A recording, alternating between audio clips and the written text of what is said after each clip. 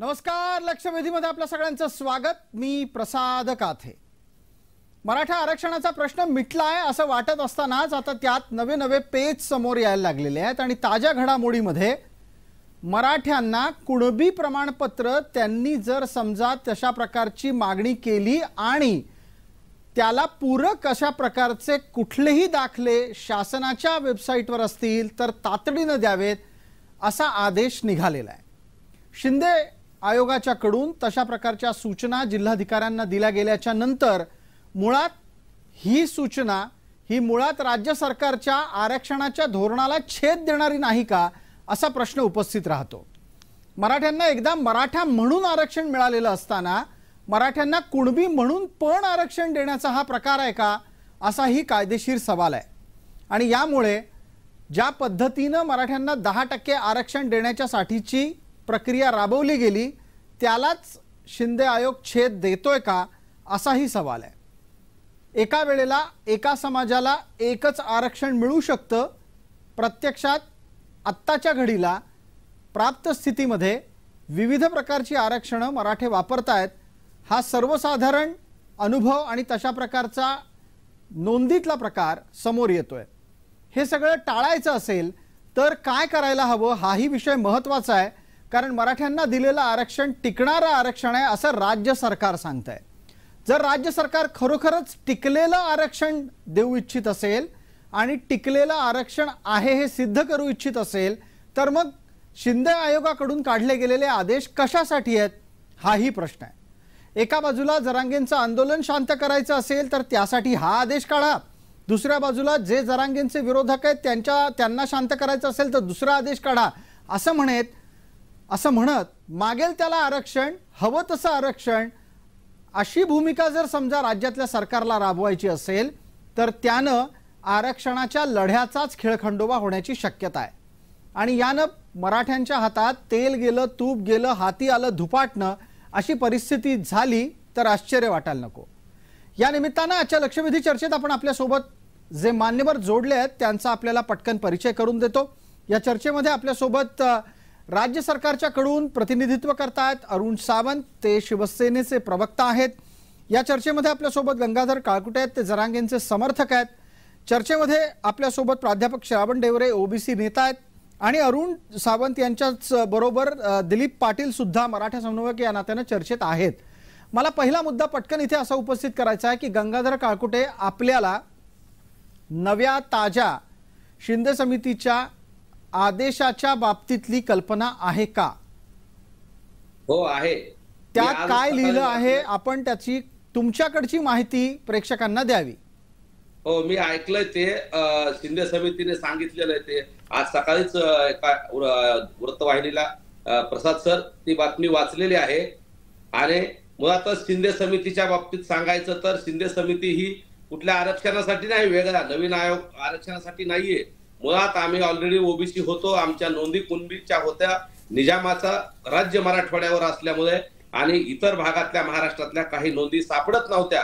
तत्कालीन राज्य व्यवस्थेमुळे जाणून बुजून मराठा समाजातल्याच काही प्रस्थापित नेत्यांनी आमच्या नोंदी स्वतःवर जातीवादाचा ठपका लागत म्हणून दापून ठेवल्या असाव्यात असं आम्हाला वाटतं। त्या नोंदी शोधण्यासाठी शिंदे समिती काम करते आणि त्याच्यानुसार शिंदे समितीने जे कुणबीच्या नोंदी सापडायच्या आहेत त्याच्यासाठीचे आजचं जे त्यांचं जे म्हणणं आहे ते त्यांनी आज सांगितलेलं आहे। बर, गंगाधर काळकुटे, आपण जे वक्तव्य केलं त्याच्या अनुषंगानं अधिक तपशील माझ्या हातामध्ये आहे। मी एकदा तो पटकन आपल्या चर्चेमध्ये सगळ्यांच्या साठी वाचून दाखवतो जेणेकरून आपल्याला लक्षात येईल की राज्य सरकारच्याकडून काय भूमिका मांडली गेलेली आहे। राज्य सरकारचं निघालेलं पत्रक असं म्हणतं आहे की सर्व जिल्हाधिकारी यांना संदर्भाधीन पत्रान्वये नोंदी आढळलेले अभिलेख स्कॅन करून संकेतस्थळावर प्रसिद्ध करण्याबाबत तसेच सक्षम प्राधिकाऱ्यांनी प्राप्त व्यक्तींना जात प्रमाणपत्रे देण्याची कार्यवाही तातडीने करावी।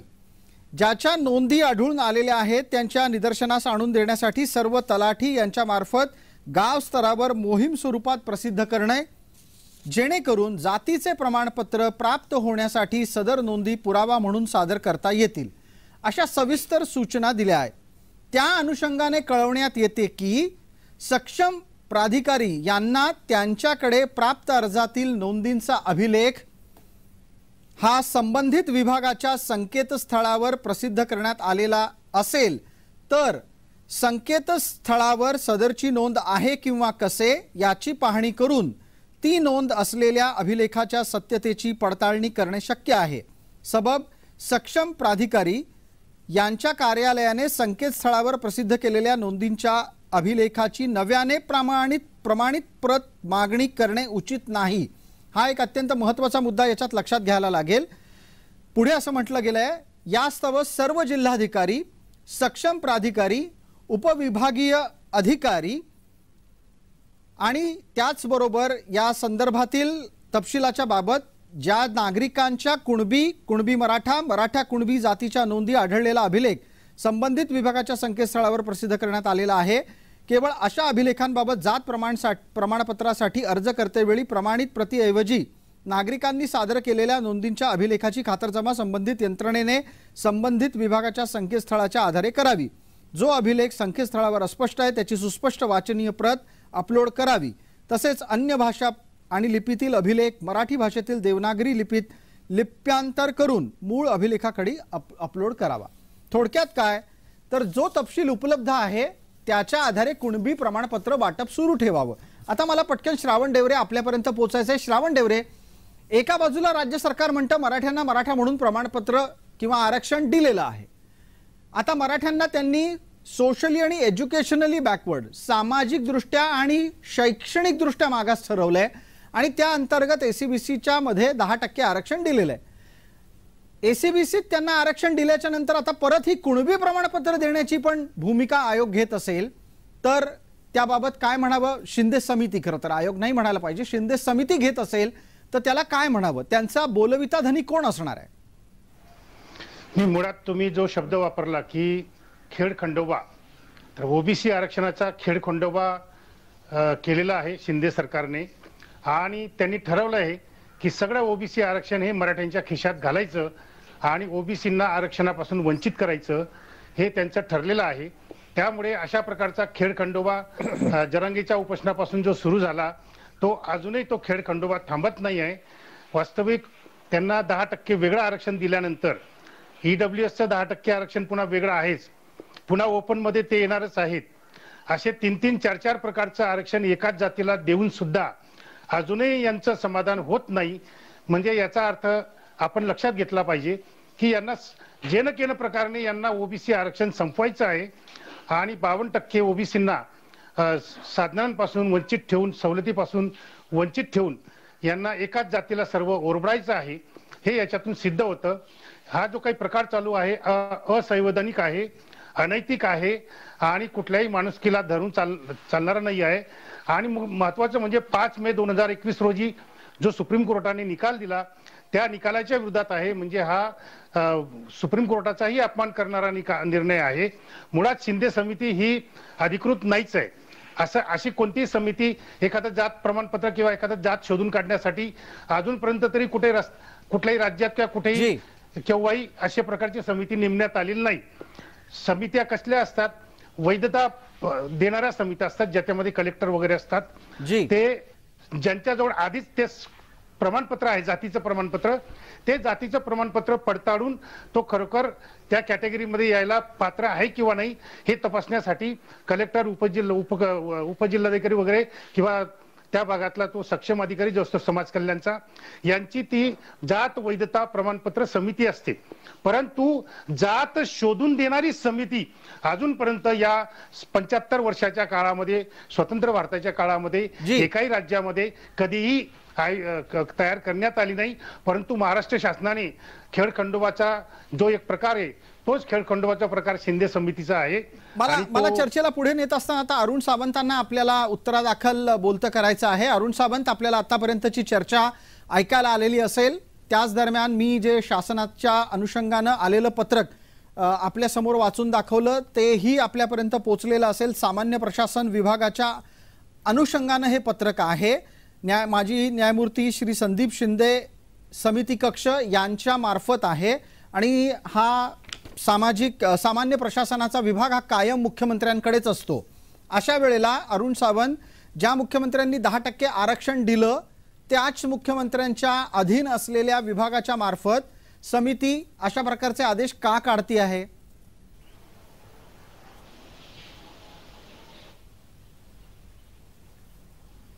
सावंत साहेब, ऐकायला आलाय आपल्याला? हॅलो जी, आपलं अर्धवट बोलणं ऐकू येते मला.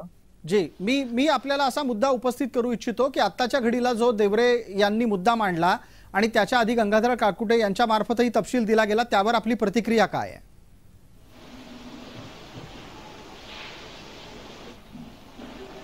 सर्वप्रथम आपणा सर्वांना जे काही पॅनल सध्या आपल्या चॅनेलवर आहेत ते आणि आपल्या या चॅनल मार्फत महाराष्ट्राची जी काही कोट्यवधी जनता ही चर्चा ऐकत आहे त्यांना मी हे सांगू इच्छितो की महाराष्ट्र सरकारला भले देवरे साहेब आता किती दूषण देत असू देत, परंतु महाराष्ट्र सरकारने म्हणजेच महायुती सरकारने प्रामाणिकपणे मराठा समाजाला आरक्षणाचा लाभ मिळवून देण्याकरता सुरुवातीपासून शेवटपर्यंत प्रयत्न केले होते आणि त्यामुळेच आता 10% जे काही रिझर्वेशन मराठा समाजाला मिळालेला आहे त्याचा मराठा समाजाने आता सध्या लाभ घ्यायला सुरुवात केली पाहिजे, कारण हे आरक्षण सध्या लागू झालेलं आहे. भले देवरे साहेबांनी अनेक आक्षेप घेतले की या शिंदे समितीला असा अधिकार होता का, सरकार खेळखंडोबा करत आहे सुरुवातीपासून आजपर्यंत वगैरे वगैरे, परंतु ही जी काही शिंदे समिती नेमली गेली होती तिला दिले गेलेले अधिकार पूर्णपणे कायद्यामध्ये बसणारे होते, घटनेला धरून होते आणि त्याबद्दल जर आपल्याला काही आक्षेप असेल देवरे साहेब किंवा इतरांना तर ते कोर्टात जाऊ शकतात. ज्याप्रमाणे ते आता गेलेले आहेत तेव्हा उगीच सरकारवरती आरोप करणं, समितीवरती आरोप करणं त्यांनी थांबवावेत आणि जनतेमध्ये चुकीच्या गोष्टी त्यांनी पसरवू नयेत, कारण त्यामुळे जनतेमध्ये संभ्रम निर्माण होण्याचा एक प्रश्न निर्माण होऊ शकतो. बरं, मला अरुण सावंत एका प्रश्नाचं उत्तर आपण पटकन द्यावं. एका बाजूला मराठ्यांना मराठा म्हणून आरक्षण मिळत असताना दुसऱ्या बाजूला कुणबी प्रमाणपत्र पण देण्याची गरज आहे का? जे मराठे आहेत तेच आता आरक्षणात आलेले आहेत, मग ते मराठवाड्याचे असोत, पश्चिम महाराष्ट्राचे असोत की कोकणातले असोत. नाही ऐका प्रसादजी, आपण प्रश्न केला की एका साईडला 10% आरक्षण दिलं असताना सुद्धा कुणबी प्रमाणपत्र देण्याची आता गरज आहे का? तर 100% ही गरज आहे का? तर ही जी काही कुणबी प्रमाणपत्र जर एखाद्याकडे असतील तर त्यांना ओबीसी मधून आरक्षण हे फार पूर्वीपासून मिळतंय, आज हे काही सुरू झालेलं नाही. ज्यांना कोणाला काही माहित नसेल ते उगीच खोटे आरोप आणि खोटी माहिती देण्याचा प्रयत्न करीत आहेत. त्यामुळे जी कुणबी प्रमाणपत्र कित्येक वर्ष थांबलेली होती काही कारणास्तव, काही राजकीय लोकांच्या कारण असतील किंवा इतर काही कारण असतील, तर तेच पूर्वीपासूनचं काम आता सुरू आहे, त्याच्यात वेगळं काय झालं? अच्छा, जुनं काम होतं आहे असं तुम्ही सांगता आहात. दिलीप पाटलांना या निमित्तानं बोलतं करू, चर्चेला पुढे नेऊ. दिलीपराव, जे आत्ता सांगितलं जात आहे ते कॉन्फ्लिक्ट ऑफ इंटरेस्ट म्हणजेच हेतूला बाधा देणारं कर्म आहे का, कार्य आहे का? पहिलं एक लक्षात घ्या, त्यातला महत्वाचा पार्ट असा आहे की देवरे साहेब जे बोलतात ना त्यातलं त्यांचं हे सगळं हे नाही, शब्द ना शब्द खोटा बोलतायत. अहो आता घर टू घर जाऊन एवढा मोठा सर्वे केला, 28% मराठा आणि कुणबी जर धरलं तर ते कुठं तर 36-38% जायला लागलं. अहो देवरे साहेब म्हणतात आमची ओबीसी 54%, 52%. कुठं आले मग बाकी सगळे जाती नाही? पहिली गोष्ट. दुसरी गोष्ट, आता तुम्ही त्यातला कुणीच लक्ष दिलेलं नाही आहे. मराठ्यांना मराठा म्हणून आरक्षण दिलंय आणि ते जे आरक्षण दिलेलं आहे मराठा म्हणून ते वेगळंच आहे. आता ही कुणबी सर्टिफिकेट मध्ये उल्लेख काय केलाय? कुणबी मराठा आणि मराठा कुणबी, त्यामध्ये मराठा नुसता जसे मराठा सर्टिफिकेट नाही त्यांचा कुठेही उल्लेख नाही. त्यामुळे कन्व्हर्शन ज्याला म्हणतात तो यात नाही होत. जे पूर्ण मराठा आहेत त्यांना मराठा 10% आरक्षण मिळालेलं आहे आणि ज्यांना कुणबीचे सर्टिफिकेट मिळतात जे पूर्वीपासून मिळत आलेले आहेत ते फक्त डिस्प्ले करा म्हणतात आणि ते सर्टिफिकेट आहे, एवढंच आहे, यामध्ये नवीन काहीच नाही आहे. आणि मग देवरे साहेबांना पित्त कुठल्या गोष्टीचं उसळ आहे? लक्षात घ्या की देवरे साहेबांना पित्त असं उसळलेलं असेल की ज्यांची नोंदी आहेत तर ज्यांनी कोण नोंद काढायला गेले नाही त्यांना डिस्प्ले करा, हे सोडून दुसरं काही नाही. आणि सामान्य प्रशासन विभागाला हे एक ऍडमिनिस्ट्रेशनचा भाग आहे आणि ऍडमिनिस्ट्रेशनचा भाग त्यासाठी जे परिपत्रक काढायचं सामान्य प्रशासन विभागाला अधिकार आहे. लक्षात घ्या. रेकमेंड तुमच्या समितीने केलं, अशा समित्या बऱ्याच येतात आणि समित्या काही या गोष्टी रेकमेंड करतात आणि हा काही कायदा नाही ना केला. कायदा करायचा असेल तर त्यावेळी तुम्हाला आयोगाची निर्मिती पाहिजे, हे पाहिजे ते पाहिजे. तर शिंदे समिती ही योग्य कायदेशीर आहे आणि त्यांनी जे काय गाईडलाईन दिलेले आहेत या पद्धतीने करा की मराठा कुणबी मराठा आणि कुणबी लोकांचे सर्टिफिकेट तुम्ही डिस्प्ले करा. आणि एकदा जर का असेल जे पहिलेच गाईडलाईन परत एकदा उधळून न्यास सांगितलेलं आहे, त्यामुळे बेकायदेशीर काहीही नाही. बर दिलीप पाटील, मग माझा पुढचा प्रश्न आपल्यासाठी असा आहे की जो समाज एका वेळेला 10% आरक्षणात आहे तो त्याच वेळेला कुणबी आरक्षणात पण असू शकतो का? एक लक्षात घ्या, सरकारनं कायद्यानं पहिल्यापासूनच जर कुणबीला पहिल्यापासून आरक्षण आहे म्हणजे कुणबी हा वेगळा मानलाय कायद्यानं.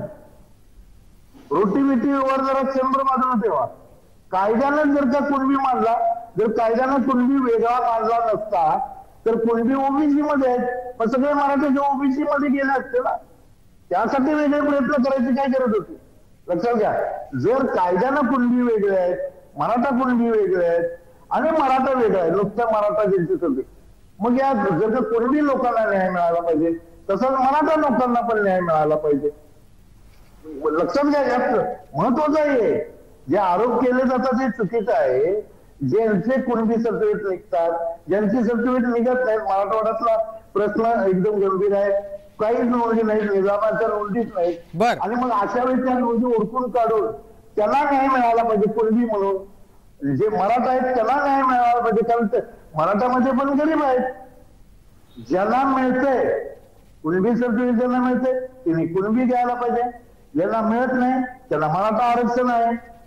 नाही पण आत्ताच्या घडीला हाच दिलीपराव मुद्दा आहे, कळीचा मुद्दा आहे. मला त्यावर एक पुढचं उत्तर देवरे सरांकडून घेऊ द्यात. देवरे सर, एकाच वेळेला ज्याला जे मिळतंय ते आरक्षण घ्या अशी भूमिका एक समाज घेऊ शकतो का? आणि तशा प्रकारे ते कायद्याद्वारे टिकतं का? काय झालं, राज्यकर्ते जर जातीवादी बनलेत आणि जातीसाठी माती खाणारे राज्यकर्ते जर असले तर ते आपल्या जातीचे लाड पुरवण्यासाठी काय वाटेल त्या खालच्या आणि नीच पातळीवर जाऊ शकतात. याचं हे उदाहरण आहे. आता वास्तविक एखाद्या समाजाला देवरे आपले शब्द जरा नीट वापरा. मिस्टर देवरे आपले शब्द जरा नीट वापरा. आपण सरकारला बोलण्याचा आपला अधिकार नाही. शब्दांवरती कंट्रोल ठेवा. आपल्या शब्दांवर कंट्रोल ठेवा. तुम्ही शब्दांवर कंट्रोल ठेवा. त्यांच्या कृतीवर तुमची भाषा सुधारा. अगोदर त्यांच्या वागण्यावर कंट्रोल करा आणि मग मला शब्दावर कंट्रोल करा. सरकारची कृती योग्य आहे, आपल्याला माहिती नाहीये आणि आपण भाषेमध्ये सरकारला संबोधन करू नका. आणि मी जे शब्द वापरतोय ते सभ्य शब्द आहेत, अजून पुष्कळ शब्द आहेत ते वापरत नाही. लक्षात घ्या. तुम्ही पातळी सोडून वागायचं आणि मला पातळी सांभाळून बोलायला सांगायचं, हा कुठला धंदा आहे? तर मी काय मगाशी म्हणत होतो की जातीचे लाभ पुरवण्यासाठी आपण बरेच वर्ष आपण हा लाभ घेतलेला आहे. देवरेजी, जातीचे लाड पुरवण्यासाठी जर एखादा मुख्यमंत्री जर त्याने ठरवूनच घेतलं असेल की दुसऱ्यांच्या ताटातलं काढून दुसऱ्यांचं हिसकावून आपल्या जातीच्या खिशामध्ये घालायचं, हे जर त्यांनी ठरवूनच घेतलं असेल तर ते हे सगळे प्रकार कायदे तोडून, संविधानाच्या विरुद्धात सगळे नियम तोडून अनैतिक पद्धतीने हे आत्ताचे मुख्यमंत्री आणि मुख्यमंत्री वागत आहेत. हे अत्यंत चुकीचं आहे. 75 वर्षामध्ये अशा प्रकारचं सरकार या देशामध्ये कुठेही कोणत्याही राज्यात अस्तित्वात आलं नव्हतं. परंतु महाराष्ट्राने जो महाराष्ट्र फुले शाहू आंबेडकरांच्या नावाने ओळखला जातो, जे छत्रपती शाहू महाराज सगळ्या नॉन ब्राह्मण जातींना बरोबर हिस्साने आरक्षण देतात, परंतु त्या छत्रपतींचं नाव सांगणारे आमचे आताचे मुख्यमंत्री हे एका 52% जातींचं काढून ते एका 7-8% खिशामध्ये घालण्याचा हा प्रकार जो चालू आहे हा अत्यंत चुकीचा प्रकार आहे, अनैतिक प्रकार आहे आणि सुप्रीम कोर्टाच्या निकालाच्या विरोधात हे सगळं चाललेलं आहे। आणि जे काही जातीसाठी माती खाण्याचं काम या राज्यामध्ये चालू आहे ते 2024च्या इलेक्शन मध्ये यांना त्याची फळं भोगावी लागतील, यात कुठेही शंका नाही। एक मिनिट दिलीपराव थोडं थांबा। दिलीपराव, मी येतो आपल्यापर्यंत। एकदा देवरेंना पूर्ण त्यांचं म्हणणं मांडू द्या। काय आहे, सगळेच बोलायला लागले तर कोणाचा मुद्दा कोणापर्यंत पोहोचणार नाही। देवरेंजींची 1 मिनिटाची वेळ वाढवून देतो, त्यानंतर मी आपल्या प्रत्येकाला बोलायची संधी देतो। मुद्दा हा आहे की मिळेल त्याला मिळेल तिथून आरक्षण घेणं हे कायद्यात बसेल का, उद्या टिकेल का, हा मुद्दा आहे तांत्रिक दृष्ट्या। समजा उदाहरणार्थ एक माणूस मराठा आहे, त्याला कुणबी प्रमाणपत्र सापडत नसेल तर त्यानं मराठ्यांना म्हणून आरक्षण मिळवावं आणि ज्याच्याकडे कुणबी प्रमाणपत्र असेल त्यांनी कुणबी म्हणून आरक्षण मिळवावं। एकच जात एकाच वेळेला 2 आरक्षणांचा लाभ घेऊ शकते का, हा मुद्दा आहे। देवरेजी त्यावर बोलतायत। देवरेजी 1 मिनिटाचा वेळ वाढवू देतो। सगळ्या बाकीच्यांना विनंती आहे की कृपया आपण थोडा वेळ शांत राहा, मी प्रत्येकाला उत्तराची संधी देईन। हे सुप्रीम कोर्टामध्ये अनेक वेळा सिद्ध झालेलं आहे। 5 मे 2021 रोजी जो सुप्रीम कोर्टाने निकाल दिला त्या निकालात अत्यंत स्पष्टपणे त्यांनी सांगितलेलं आहे की मराठा समाज हा सामाजिक दृष्ट्या शैक्षणिक दृष्ट्या मागासलेला नाही, तो पुढारलेला आहे, त्यामुळे त्याला ओबीसी म्हणून आरक्षण किंवा एससी-बीसी म्हणून आरक्षण मराठा समाजाला देता येत नाही। इतकं स्पष्टपणे सुप्रीम कोर्टाने सांगितल्यानंतरही सुप्रीम कोर्टाचा अवमान करणारं हे सरकार पुन्हा वेगवेगळ्या मार्गाने, चोर मार्गाने हे मराठा समाजाच्या खिशामध्ये हे सगळं आरक्षण ओबीसींचं घालतायत। ते टिकणारं नाही हे मी आता स्पष्टपणे सांगतो। ठीक आहे, गंगाधर काळकुटे, पहिल्यांदा आपल्याला संधी आहे। तांत्रिक दृष्ट्या आपण चर्चा करणार आहोत आणि याद्वारे आपण समाजाची होणारी दिशाभूल टाळायचा प्रयत्न करणार आहोत। मराठे गेले अनेक वर्ष, जवळपास 4 दशकं मराठा म्हणून आरक्षण मागत होते। त्यात मध्यंतरीच्या काळात ओबीसी अंतर्गत सुद्धा आरक्षण मागितलं गेलं, पण सर्वंकष समाजाची एक मागणी मात्र कायम राहिली, ती म्हणजे मराठ्यांना मराठा म्हणून आरक्षण देण्याची। आणि या अनुषंगाने जो लढा उभारला, तुम्ही आधी त्याचे भाग होतात, आता तुमची भूमिका वेगळी असेल तर समजू शकतो, पण प्राप्त स्थितीत तुम्ही जो आग्रह लावून धरलाय की जे मराठा कुणबी आहेत त्यांना कुणबी म्हणूनही आरक्षण पाहिजे, मग मला एका प्रश्नाचं उत्तर गंगाधरराव द्या, ती मंडळी मराठा म्हणून आरक्षण का घेऊ शकत नाहीत आणि ती घेणार नाहीत का? प्रसाद सर, मगाशी सावंत साहेब असतील किंवा आमचे मित्र दिलीप भाऊ आहेत, त्या दोघांनीही अत्यंत व्यवस्थित मांडलंय। आम्हाला एका घटकाला एकदाच एका आरक्षणाचा लाभ मिळतो। मराठा म्हणूनही आणि ओबीसी म्हणूनही आम्ही वेगवेगळं आरक्षण घेऊ शकत नाही, परंतु ज्याच्या नोंदी आहेत आणि आमच्या 70 वर्षातल्या नोंदी आम्ही मराठवाड्यातले लोक निजाम काळात असल्यामुळे निजामाच्या राजूट होतो, तिकडे आम्हाला ओबीसीतलं आरक्षण होतं, परंतु महाराष्ट्रात सामील झाल्यानंतर ते आरक्षण इथल्या व्यवस्थेनं आणि जाणून बुजून देवरेंसारख्या मराठा द्वेषी, ज्यांना मराठा द्वेषाचा कावीळ झालाय, अशा लोकांमुळे मराठा समाज 70 वर्ष ओबीसीच्या आरक्षणापासून दूर राहिलाय आणि आजही त्यांच्या पोटात दुखतंय। आमच्या नोंदी सापडतायत, शिंदे समिती सरकारनं स्थापन केली आणि अनेक नोंदी सापडल्या आणि आता मराठ्यांना हक्काचं आरक्षण मराठवाड्यातल्या मिळालं, महाराष्ट्रातल्याही ज्याच्या नोंदी आहेत त्यांना मिळायला लागले आणि ते कायदेशीर आहे, तो आमचा अधिकार आहे। दिलीप भाऊला माहित आहे हे सगळं, परंतु देवरे असतील किंवा त्यांचे अन्य नेते त्यांना जाणून बुजून मराठ्यांना ओबीसीत येऊ द्यायचं नाही। आमचा हक्क असताना, अधिकार असताना, आम्ही ओबीसीला पात्र असताना, आमच्या नोंदी सापडत असताना जाणून बुजून ते मराठ्याला। गंगाधरराव, या प्रश्नाचं उत्तर सापडत नाहीये, त्याचं उत्तर एकदा सर्वसामान्यांना समजेल अशा भाषेमध्ये द्या। तुम्हाला ओबीसी अंतर्गत प्रमाणपत्र हवं आहे, समजू शकतो, तुमची तशी मागणी आहे, लक्षात येऊ शकतं। मुद्दा काय आहे, तुम्ही एकदा ओबीसीत कुणबी म्हणून प्रमाणपत्र घेणार असाल तर मग मराठा म्हणून आरक्षण घेणार नाही असं प्रमाणपत्र लिहून देणार आहात का? कायदेशीर दृष्ट्या कुणबी वेगळे आहेत, मराठे वेगळे आहेत। काथे सर, एका माणसाला एकच आरक्षण कुठलंही घेता येतं, मग ईडब्ल्यू आता आम्ही जे कुणबीचं आरक्षण घेणार आहेत त्यांना ईडब्ल्यूएस मिळत नाही किंवा मराठा म्हणूनही मिळणार नाही, हा नियम आहे। दिलीप भाऊलाही माहिती आहे आणि या सगळ्यांना माहिती आहे, देवरेंना पण माहिती आहे, परंतु जाणून बुजून ते असा वाद निर्माण करण्यासाठी मराठा ओबीसी आणि मराठा द्वेषी असल्यामुळे ते असं जाणून बुजून त्यांनी तसं वक्तव्य केलंय। परंतु ज्याला कुणबीच्या नोंदी आहेत त्याला ओबीसीतनंच आरक्षण मिळणार आहे, तो आमचा घटनात्मक अधिकार आहे। आणि ह्या नोंदी उलट दडपून ठेवल्या ज्या आतापर्यंतच्या प्रशासनातल्या काही जातीवादी लोकांनी, मग त्यात सर्वपक्षीय काही राज्यकर्ते असतील किंवा काही अधिकारी असतील, आणि यांनी या नोंदी सापड दिल्या नाही। थोडक्यात तुमचं म्हणणं असं आहे, जी गंगाधरराव, थोडक्यात तुमचं म्हणणं असं आहे की प्राप्त स्थितीमध्ये तुम्हाला ज्यांना ज्यांना मिळेल त्यांना त्यांना कुणबीचं आरक्षण घ्यायचं आहे आणि तसं शक्य आहे. दिलीपराव आपल्यापर्यंत येतो, आपल्यानंतर अरुण सावंत यांच्यापर्यंत पोहोचतो. दिलीपराव, आपल्यासाठीचा प्रश्न असा आहे की केवळ मराठवाड्यातल्याच मराठ्यांना कुणबीचं प्रमाणपत्र हवंय की आता मिळतंय तर सगळ्याच मराठ्यांना कुणबीचं प्रमाणपत्र सुद्धा हवंय आणि मराठा म्हणूनही 10% आरक्षण हवंय? काय हवंय नक्की? आपण वेगळं जरा बायफर्केट करूया की ज्यांना कुणबीचं सर्टिफिकेट मिळतंय त्यांना कुणबी म्हणून पाहिजे आहे आणि ज्यांना सर्टिफिकेट मिळत नाही, जे मराठा म्हणून फक्त मिळतंय त्यांना मराठा म्हणून पाहिजे आहे. लक्षात घ्या, 2 जाती वेगळे.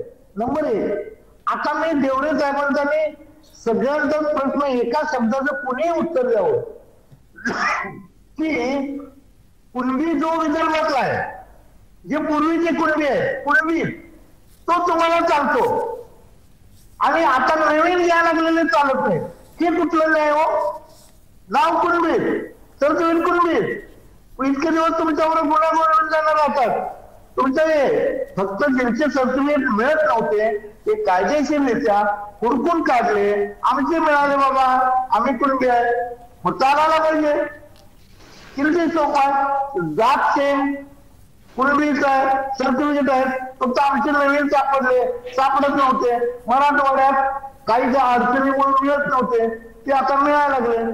मग जात जर सेम असेल, सर्टिफिकेट सेम असेल तर तुम्हाला अडचण का तुमच्या पोटात दुखायला लागलंय? सिंपल प्रश्न आहे. त्या एका प्रश्नात सगळ्या उत्तरात सगळ्यांची उत्तरं मिळून जातात. बर, दिलीपराव, या प्रश्नाचं उत्तर देवरे सरांकडून घेऊयात. प्राध्यापक श्रावण डेवरे आपल्या सोबत आहेत आणि त्यानंतर एक छोटी विश्रांती घेऊन आपण चर्चेला पुढच्या टप्प्यामध्ये नेणार आहोत. ही चर्चा आज 2 टप्प्यांमध्ये वेगवेगळ्या शीर्षकांतर्गत होणार आहे. आता पटकन प्राध्यापक श्रावण डेवरे, तुम्हाला नक्की पोटदुखी काय, असा थेट मुद्द्याचाच प्रश्न दिलीप पाटील विचारतायत.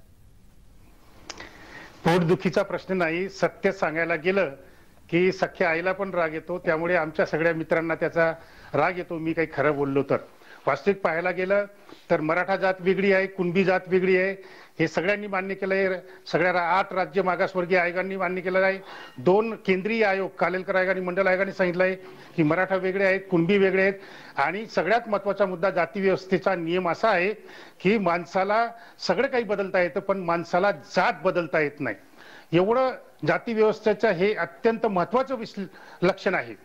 परंतु इथं महाराष्ट्रामध्ये एकदा का शिंदे सरकार आलं आणि जादूची कांडी फिरल्यागत एकदम कुणबी नोंदी सापडायला लागल्यात, एकदम मराठा जात सगळी कुणबी वाटायला लागली, दिसायला लागली. ही सगळी जी काही जादूची कांडी फिरलेली आहे ही जाणीवपूर्वक फिरवण्यात आलेली आहे. आणि जातीसाठी माती खाण्याचा जो प्रकार असतो ना, तो प्रकार शिंदे साहेबांनी केलेला आहे, यात काही वादच नाहीये. पण हे सत्य सांगायला गेलं की मग तिकडे त्यांना ते वाईट वाटतं आणि मग म्हणतात की तुमचं पोट दुखतं. अरे आमचं पोट दुखण्याचा काय प्रश्न येतो? मंडल आयोगपर्यंत, कालेलकर आयोगापर्यंत, अगदी म्हणजे 8 राज्य मागासवर्गीय आयोगापर्यंत अनेक जाती ओबीसी मध्ये आल्यात, एसीबीसी मध्ये आल्यात. आम्ही कधी कोणाच्या विरोधात बोललो नाही, पण ज्या जाती आल्यात त्यांचं रितसर त्यांनी राज्य मागासवर्गीय आयोगाकडे अर्ज केला, रितसर त्यांचं सर्वेक्षण झालं, त्यांचं सामाजिक शैक्षणिक मागासलेपण रितसर सिद्ध झालं आणि नंतर मग या जाती ओबीसी मध्ये आल्या. त्यांच्या विरोधात आम्ही कधीच बोललो नाही. आधी 272 जाती होत्या, आता जवळजवळ 346च्या वर संख्या गेलेली आहे. तर त्यांच्या विरोधात जर आम्ही कधी बोललो नाही तर मराठ्यांच्या विरोधात बोलण्याचा काही प्रश्नच येत नाही. पण मराठ्यांचं आरक्षण जे आहे ते जात बदलण्याचं प्रकरण आहे आणि ते अनैतिक प्रकार आहे. तो जात बदलण्याचा जो प्रकार असतो तो, आणि तो नियमात बसत नाही, संविधानात बसत नाही आणि सुप्रीम कोर्टाच्या क्रायटेरियामध्ये तर कुठेच बसत नाही. ठीक आहे देवरे सर, वेळेची मर्यादा आहे, त्याची एक छोटी आठवण देतो. आपण सर्व मान्यवर जोडलेले राहा. एक पटकन छोटी विश्रांती घेऊन लगेचच या विषयाच्या अंतर्गत असलेल्या काही इतर प्रश्नांच्या आधारे चर्चेला पुढे न्यायचं आहे. लगेचच परत येतोय. पहा फक्त जय महाराष्ट्र.